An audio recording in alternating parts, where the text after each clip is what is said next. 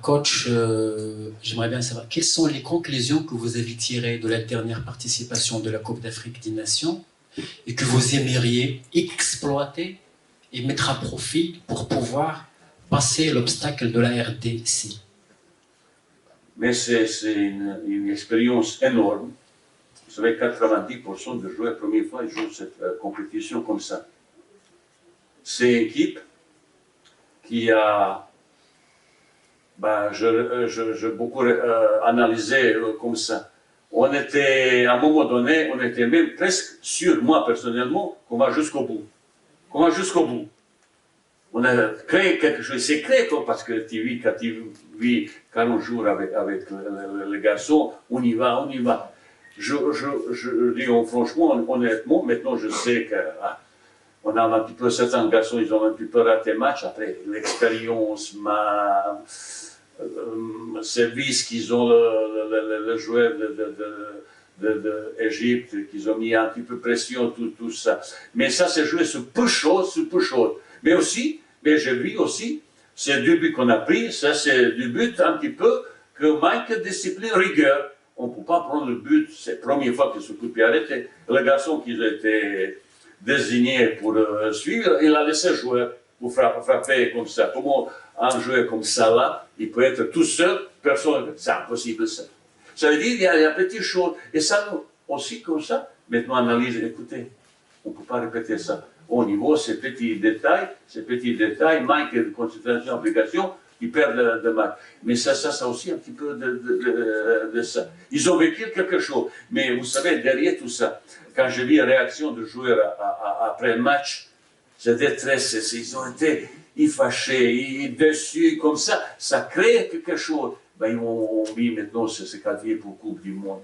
Et cette équipe, qui s'est construit depuis presque un an. Au départ, il va progresser, il va avancer. Vous savez, mais malgré ça, monsieur, c'est depuis 20 ans, et l'équipe, elle n'était jamais aussi mieux classée si vous voulez un petit peu statistique. Depuis 18 ans, ils n'ont jamais fait aussi meilleur qu'un, comme ça. Il y a pas mal de choses positives.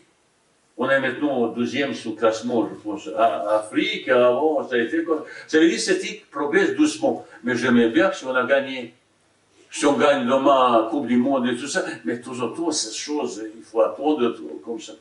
Mais je sais, on est impatient, moi, personnellement. Mais je suis très optimiste, parce que je travaille avec les garçons, je connais ces mentalités comme ça. J'aime bien récupérer toutes les forces individuelles. Il y a encore des garçons qui ont refusé pour jouer à l'équipe de Maroc, jeunes joueurs. Je parlais hier soir avec le président pour comment ça va avoir comme ça. Certains joueurs qui ont beaucoup de talent. Comment un petit peu avoir discussion, parce que ça, tout le monde parlait, discuter un petit peu. Comment organiser ça, contact avec les gens qui sont un petit peu déracinés, qui sont dans la main de gens, agents étrangers qui font tout pour qu'ils ne viennent pas comme ça. C'est entourage. Ça veut dire qu'il faut qu'un cellule s'efforce pour discuter avec tous les garçons qui sont marocains, qui sont nés là-bas, qui sont un petit peu déracinés, vous savez. Mais ce n'est pas seulement au Maroc, monsieur. D'autres pays ont le même problème. Aujourd'hui, ça change tout. Hein. Ça change tout. Hein, c'est ça. Pour ça, j'espère qu'il y aura un jour, tout ça, un petit peu plus de coordination, beaucoup de choses. Football marocain, il y a des garçons de grands talents.